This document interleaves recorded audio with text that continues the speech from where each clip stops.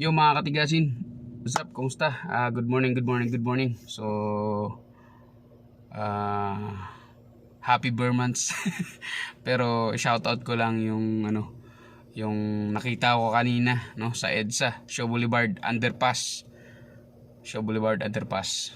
So, isang hindi magandang Burmans ang sinapit niya, no, September 1.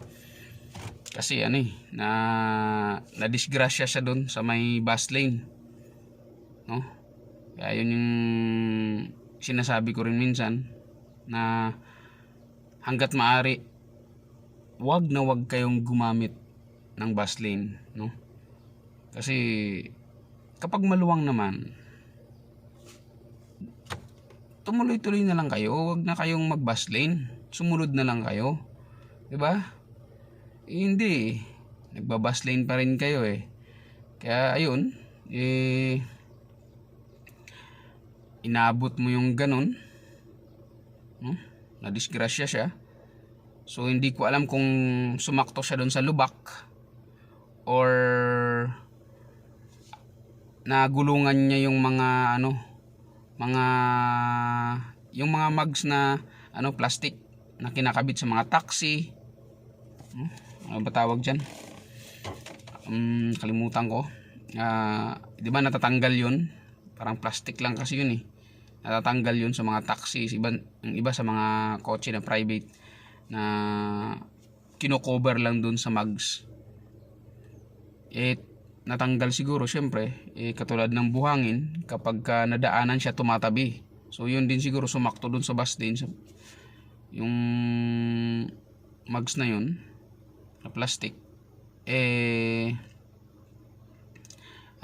nagulungan niya siguro, nadulas, semplang, no? Buti na lang sumakto at walang bus na dumaan, dahil kapag may bus pa na dumaan, naku po, delikado.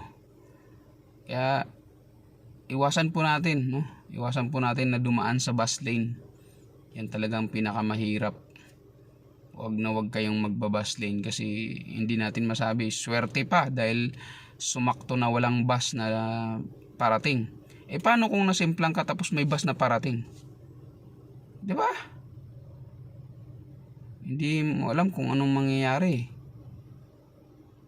Maring mabangga ka ng bus, masagasaan ka talaga, or pag preno ng bus nabigla sa preno, lumilihis yung puwet, bumangga sa ibang mga sakyan, di nandamay ka pa, 'di ba?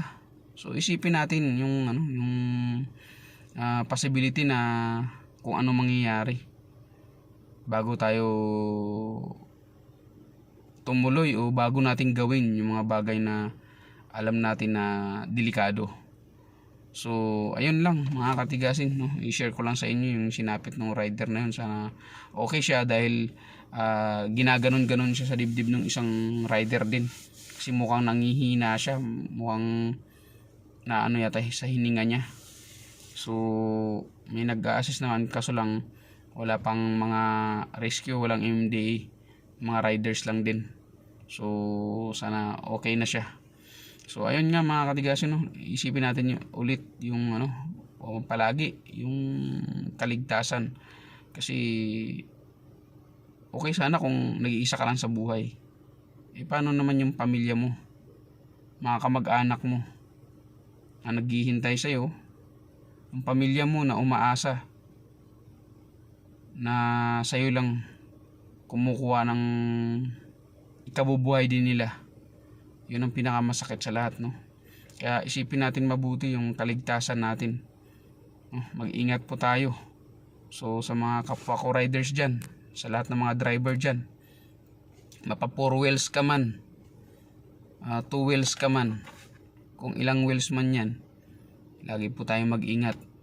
Isipin natin muna kung anong kinahinatnan bago natin gawin yung mga bagay na hindi ka nais-nais. So yun lang mga katigasin, at happy Burmans sa lahat, September 1. Yun. At ingat, lagi po tayong magdasal.